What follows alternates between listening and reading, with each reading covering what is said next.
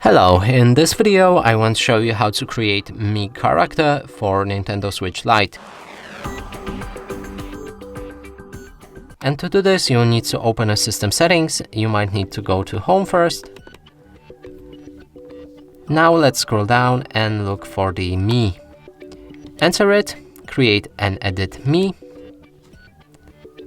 And from here you can see the list of your Miis if you have one already created. If you want to create new one, select the second option, and here you can start from scratch, choose a lookalike or copy me from your amiibo. I'm gonna go for choose a lookalike, going for male. Now I'm gonna pick this one and go for the next. You can also customize all of the features on this character, and when you're ready you can give him a nickname. Let's call him E.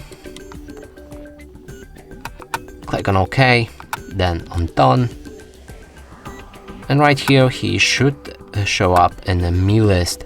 And that's it for this video. Hope you like it. Please consider subscribing to our channel, leave a like and a comment below.